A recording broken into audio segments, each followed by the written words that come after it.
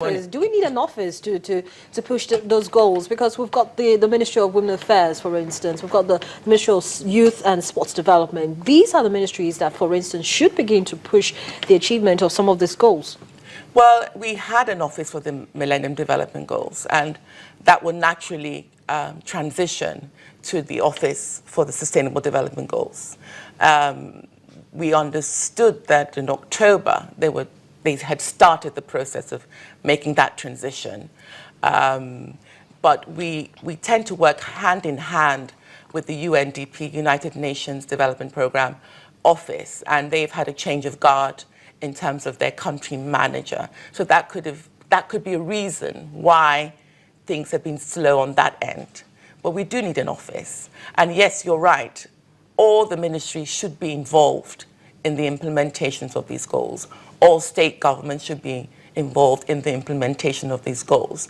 But as I said, we need that national, how would I put it, commencement date. We need that, hello everyone, Nigeria is ready. We need that national ceremony. We need that national launch, which we have not had. So in saying, hello everybody, Nigeria is ready, do you think that, for instance, it will begin to give us a clearer picture of how we can handle some of this strong macroeconomic headwinds that has been hitting us in the last couple of months?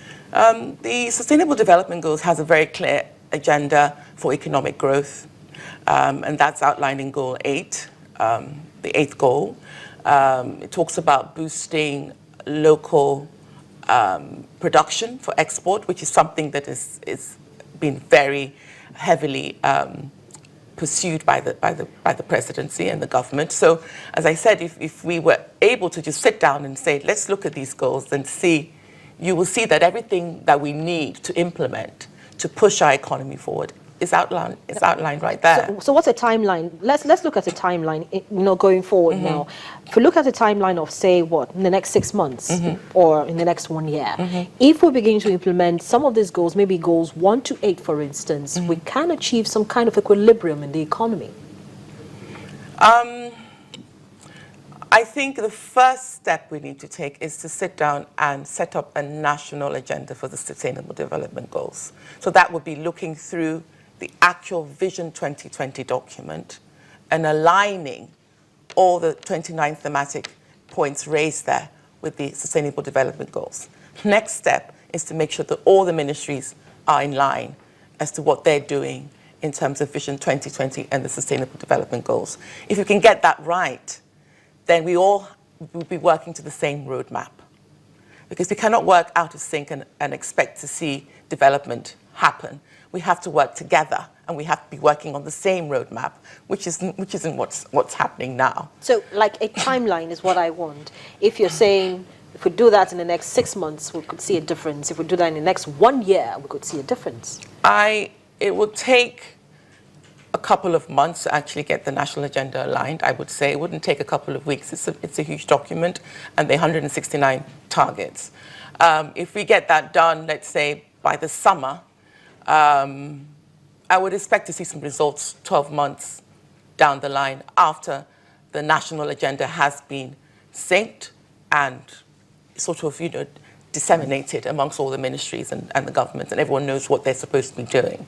I would expect, in terms of indicators and measuring progress, the National Bureau of Statistics have said that they are trying to set up some form of data that will help us track our progress in all of this. But at the end of the day, we also have to look at measurement. We also have to look at tracking, which again, we don't have in place at the moment. We did quite poorly with the Millennium Development Goals in terms of tracking our progress, and that definitely needs to be upgraded for the Sustainable Development Goals. So the answer is yes and no. If we do have all these things in place, and we also have a working tool to track our progress, I would say 12 months is a good time for us to see some changes. Some state governments have already gone ahead without waiting for federal government to say, we're launching these. For example, Sokoto State has made an historic move in terms of announcing a 28% budget allocation for education, which is amazing. UNESCO has always recommended 26%. No state government or even federal government in Nigeria has ever even come close to that. I think the current 2016 budget allocation was 11%. And they have started implementing the Sustainable Development Goals, whether directly or indirectly, because they're pushing for primary and secondary education free, for all students in the state, which is one of the Sustainable Development Goals. In fact, goal number 4. Yes. Well, thank you so much, Toyin, for coming on the program this morning you. and sharing your thoughts with us Thank you. on SDGs and national development.